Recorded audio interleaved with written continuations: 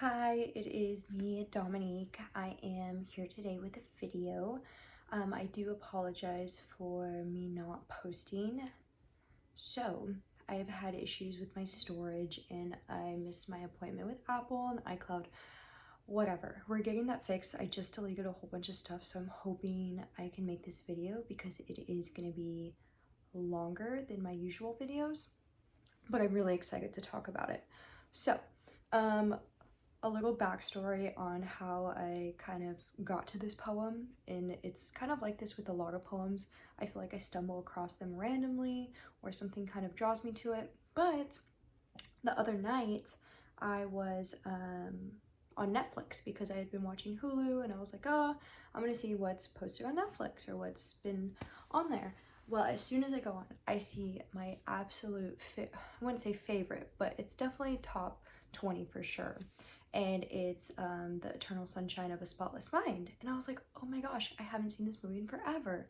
Let me watch it, because if y'all didn't know, I love film, I do acting, I love reading any sort of literature, so, or any sort of media, music, film, reading, just, I love it all. I enjoy just listening and being an observer and being a creator as well. So yeah, but anyways, I was watching the movie and I recall watching some video, some TikTok of someone saying that the movie was based off of a poem, and I had read that poem a long time ago, and I was like, oh my gosh, like everything just kind of like lined up. So I was like, I need to find this poem, and I found it.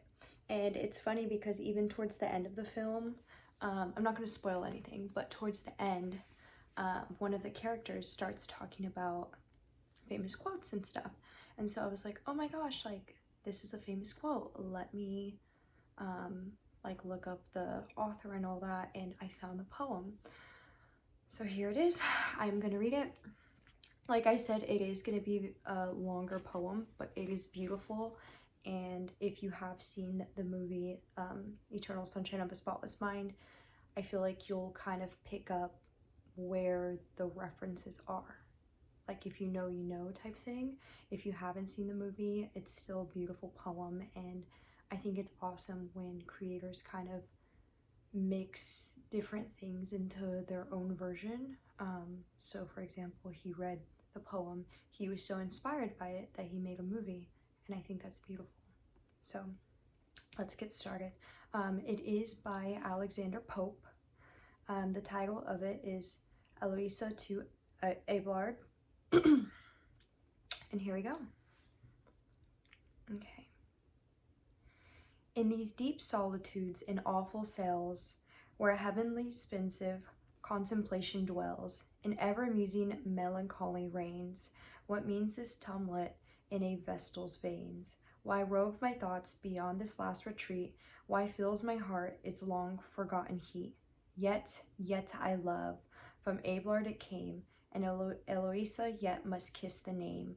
Dear fatal name, rest ever unrevealed, nor pass the lips in holy silence sealed. Hide it, my heart, within that closed disguise, where mixed with God's his loved idea lies. Oh, write it not, my hand the name appears, already written, wash it out my tears. In vain lost Eloisa weeps and prays, her heart still dictates and her hand obeys. Relentless walls, whose darksome round contains repentant sighs, involuntary pains, yea rugged rocks, which holy knees have worn, yea grots and caverns shagged with horrid thorn. Shrines, where their vigils played virgins keep, and pitying saints whose statues learn to weep. Though cold like you, unmoved and silent grown, I have not yet forgotten myself so to stone. All is not heaven, while Abelard has part, still rebel nature holds out half my heart. Nor prayers nor fasts its stubborn pulse restrain, nor tears for ages taught to flow in vain. Soon as thy letters trembling I unclose, that well-known name awakens all my woes. O name forever sad, forever dear, still breathed in sighs, still ushered with a tear. I tremble too, where my own I find. Some dire misfortune follows close behind. Line after line, my gushing eyes o'erflow, led through a sad variety of woe. Now warm in love, now with ringing in thy bloom, lost in a covenant's solitary gloom. Their stern religion quenched thy unwilling flame. There died the best of passions, love and fame. Yet write, oh write me all, that I may join griefs to thy griefs, and echo sighs to thine. Nor foes, no fortune take this power way, and is my Abelard less kind than they? Tears still are mine, and those I need not spare. Love but demands what elsewhere shed in prayer. No happier task these faded eyes pursue. To read and weep is all they now can do. Then share thy pain, allow that sad relief. Ah, more than share it, give me all thy grief. Heaven's first thought, letters for some wrench aid, some banished lover, or some captive maid. They live, they speak, they breathe what love inspires, warm from the soul and faithful to its fires. The virgin's wish without her fears impart, excuse the blush and pour out all the heart. Speed the soft intercourse from soul to soul, and waft a sigh from Indus to the pole. Thou know'st how guiltless first I met thy flame, when love approached me under friendship's name. My fancy formed thee of angelic kind, some emancipation of thy awe, beauteous mine. Those smiling eyes, attempting every day, shone sweetly lambent with celestial day. Guiltless I gazed, heaven listened while you sung, and truths divine came mended from that tongue. From lips like those, what precept fell to move? Too soon they taught me 'twas no sin to love. Back through the paths of pleasing sense I ran, nor wished an angel whom I'd loved a man. Dim and remote the joys of saints I see, nor envy them that heavy I'd lose for thee. How oft, when pressed to marriage, have I said, curse on all laws but those which love has made. Love, free as air, at sight of human ties, spread his light wings, in a moment flies. Let wealth, let honor, wait the wedded dame, august her deed, and sacred be her fame. Before true passion all those views remove, fame, wealth, and honor. What are you to love? The jealous God, when we profane his fires, those restless passions in revenge inspires, and bids them make mistaken mortals groan, who seek in love for aught but love alone. Should at my feet the world's great master fall, himself, his throne, his world, I'd scorn 'em all. Not Caesar's empress would I deign to prove, no make me mistress to the man I love. If there be yet another name, more free, more fond than mistress, make me that to thee. O happy state, when souls each other draw, when love is liberty and nature law. All then is full, possessing and possessed, no craving void left aching the breast. Even thought meets thought, ere from the lips it part, and each warm wish springs mutual from the heart. This sure is bliss, if bliss on earth there be, and once the lot of Abelard and me. Else how changed, what sudden horrors rise, a naked lover bound in bleeding lies. Where is Elise? Her voice, her hand, her poniard, her oppose the dire command. Barbarian, stay, that bloody stroke restrain. The crime was common, common be the pain. I can no more, by shame, by rage suppressed, let tears and burning blushes speak the rest. Canst thou forget that sad, that solemn day, when victims at yon altar foot we lay? Canst thou forget what tears that moment fell, when warm in youth I bade the world for farewell? As with cold lips I kissed the sacred veil, the shrines all trembled and the lamps grew pale. Heaven scarce believed the conquest it surveyed, and saints with wonder heard the vows I made. Yet then to those dread altars as I drew, not on the cross my eyes were fixed but you. Not grace or zeal, love only was my call, and if I lose thy love, I lose my all. Come with thy looks, thy words, relive my woe, though still at least are left thee to bestow. Still on that breast, Eminard, let me lie. Still drink delicious poison from thy eye. Hands on thy lip, and to thy heart be pressed. Give all thou canst, and let me dream the rest. Ah, no, instruct me other joys to prize, with other beauties charm my partial eyes. Full with my view, set all bright abode, and make my soul quiet, Abelard, for God. Ah, think at least thy flock deserves thy care, plant of thy hands, and children of thy prayer. From the false world in early youth they fled, by thee to mountains, wilds, and deserts led. You raised the hollow walls, and the desert smiled, and paradise was open in the wild. No weeping orphan saw his father's stores. Our shrines irradiate or emblaze the floors. No silver saints, no dying missers given, here bribe the rage of ill-requited heaven. But such plain roofs as piety could raise, and only vocal with me the Maker's praise. In these lone walls, their days eternal bound, the moss-grown domes with speary turrets crowned, where awful arches make a noonday night, and the dim windows shed a solemn light. Thy eyes diffuse reconciling ray, the gleams of glory brighten all the day. But now no face divine contentment wears, 'tis all black sadness or continual tears. See how the force of others' prayers I try. O pious fraud, I am Aurora's charity. But why should I on others' prayers depend? Come thou, my father, brother, husband, friend. All let the handmaid, sister, daughter move, in all those tender names in one thy love. The darksome pines that o'er yon rocks reclined, wave high and murmur to the hollow wind. The wandering streams that shine between the hills, the grots that echo to the tinkling rills, the dying gales that pant upon the trees, the lakes that quiver to the curling breeze. No more these scenes my meditation aid, or lull to rest the visionary maid, but o'er the twilight groves and dusky caves, long-sounding aisles and intermingled graves, black melancholy sits, and round her throws a death-like silence and a dread repose. Her gloomy presence saddens all the scene, shades of every flower and darkens evergreen, deepens the murmur of the falling floods, and breathes a browner horror on the woods. Yet here forever, ever I must stay, sad proof how well a lover can obey. Death, only death can break the lasting chain, and here even there, or then, shall my cold dust remain.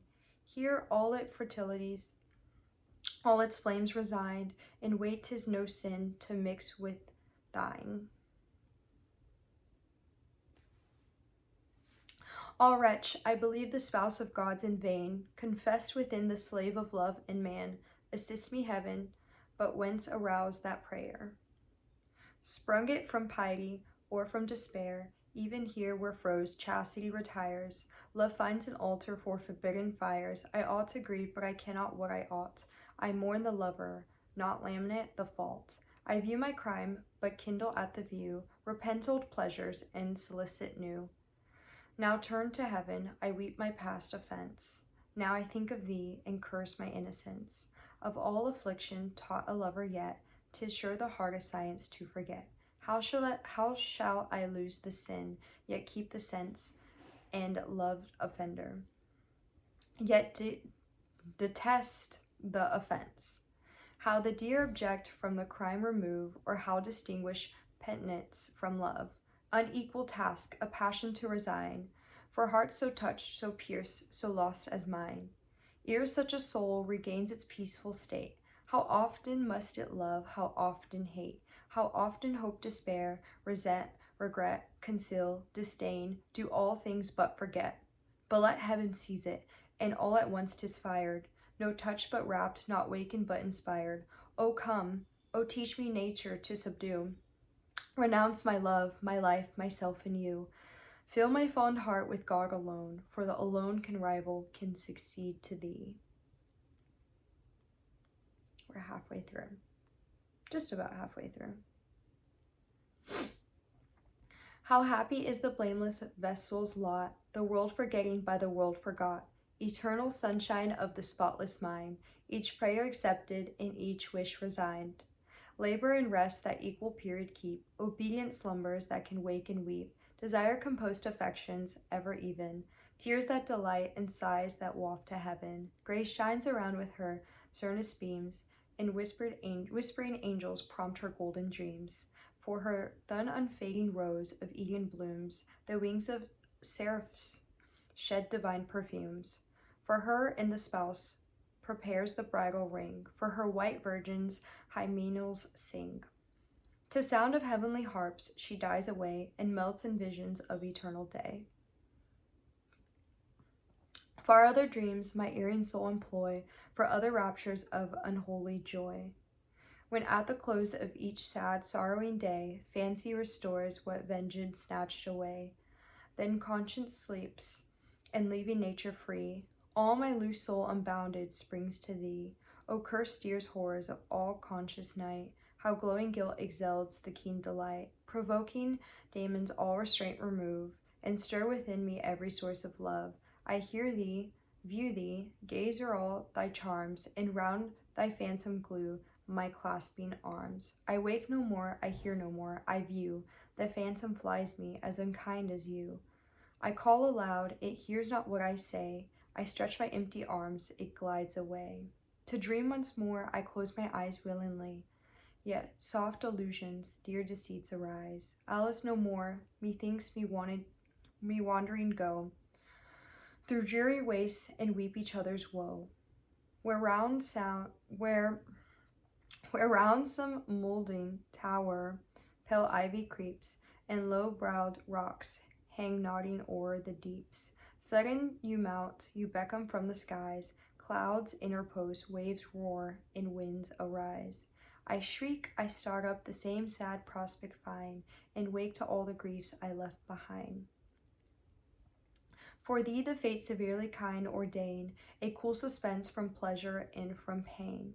Thy life along, dead calm of fixed repose, no pulse that riots and no blood that glows. Still as the sea, ere winds were taught to blow, or moving spirit bade the waters flow. Soft as the slumbers of a saint forgiven, and mild as opening gleams of promised heaven. Come, Abelard, what hast thou to dread? The torch of Venus burns not for the dead. Nature stands checked, religion disapproves. Even thou art cold, yet Eloisa loves. Ah, hopeless lasting flames, like those that burn to light the dead in warmth unfruitful urn. What scenes appear where I turn my view, the dear ideas where I fly pursue. Rise in the grove before the altar rise, stain all my soul and wanton in my eyes. I waste the matin lamp in sighs for thee. Thy image stills between my God and me. Thy voice I seem in every hymn to hear. With every beat I drop too soft a tear. When from the censer clouds of fragrance roll, and swelling organs lift the rising soul, one thought of thee puts all the pomp to flight.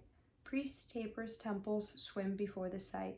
In seas of flame my plunging soul is drowned, while altars base and angels tremble round.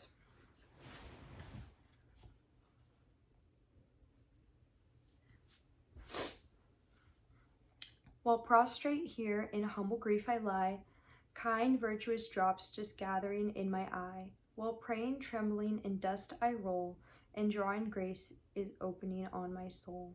Come here if thou dart'st all charming as thou art, oppose thyself to heaven, dispute my heart. Come with one glance of those deluding eyes, blot out each bright idea of the skies. Take back that grace, those sorrows, and those tears. Take back my fruitless penitence and prayers. Snatch me, just mounting from the blessed abode, assist the fiends, and tear me from my God. Oof.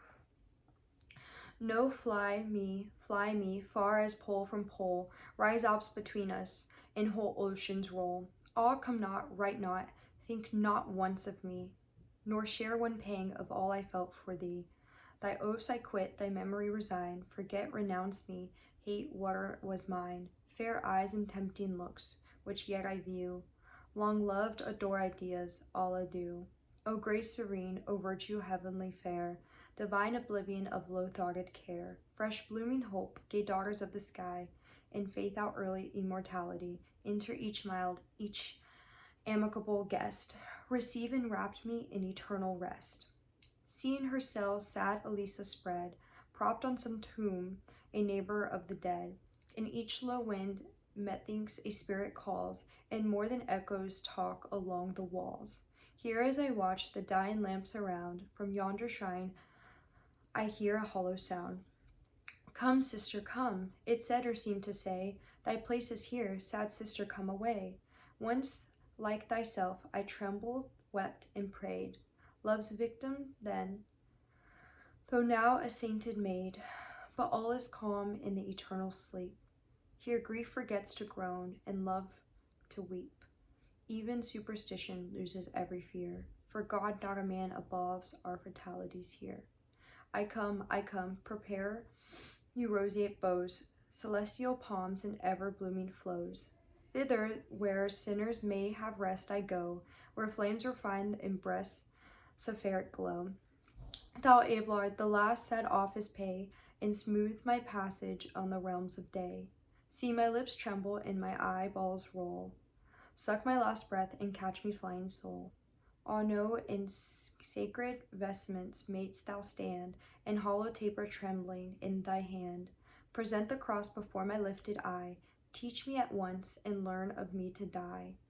Ah, then thy once loved Eloisa see. It will be then no crime to gaze on me. See from my cheek the transient roses fly. See the last sparkle languish in my eye, till every motion, pulse, and breath be o'er, and even my Abelard be loved no more. O death all eloquent, you only prove what dust we dote on, when 'tis man we love. Then too we fate shall thy fair frame destroy, that cause of all my guilt and all my joy. In trance ecstatic may pangs be drowned, bright clouds descend and angels watch thee round. From opening skies may streaming glories shine, and saints embrace thee with a love like mine.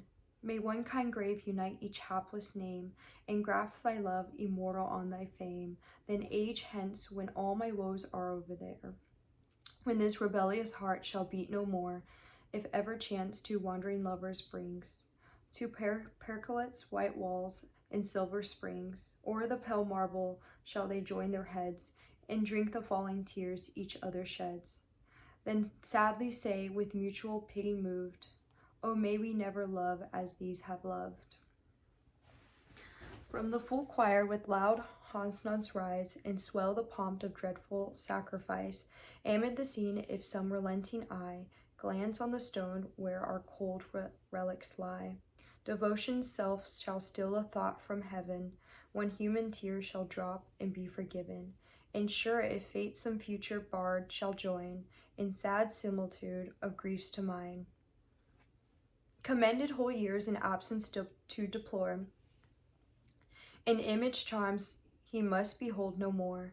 Such if there to be who loved so long so well, let him our sad, our tender story tell. The well-sung wolves will soothe my pensive ghost. He best can paint 'em, who shall fill 'em most. That was a very long poem, but as you can tell, it's very beautiful, and it's a whole story. It talks about, this relationship and how their love feels, and then towards the end it goes on how she just doesn't want to remember anything in that. And like I said, if you've kind of watched the movie, Eternal Sunshine of a Spotless Mind, again, I don't want to spoil it, but it is something along that line. And when I watched it, I found myself kind of crying, because there's just something so vulnerable about two people, getting so intimate with each other in more than just physical ways, and the fact that you can just forget about them, or, want to block them out of your life. I feel like that's something that's, I don't know, just kind of sad. I feel like in today's times people are so reluctant to even letting people in that they don't even want to feel, or they're incapable of feeling that extreme vulnerability. And yeah, I think it's an awesome love story. I think it's just, it should be as popular as Romeo and Juliet, and it's just kind of one of those things that makes you think about love and what love is and why people yearn it so much despite all these other outside factors. You know, at the end of the day, we're all humans. A lot of people are focused on very materialistic things like, oh, I'll be happy when I have this car, when I have this career, when I do that. And at the end of the day, those people that do have it all still seek something as simple as connecting with someone. And yeah, it's really beautiful. So yeah, I really enjoyed this poem. I want to say I'm trying to find like parts that I like specifically, but there is so much to kind of sift through. Yeah, I think, where is it? It's towards the end.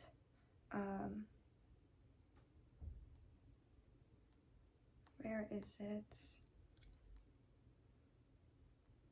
I mean, here's a short one here. No, that's not it.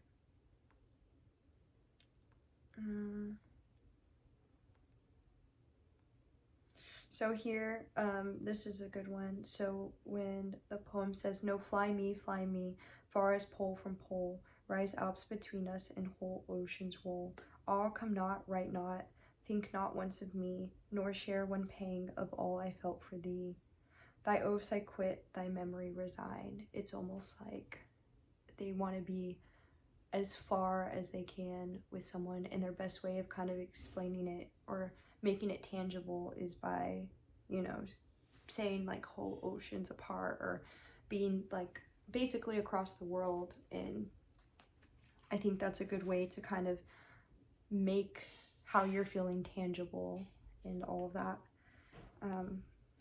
But yeah, this was a really good poem.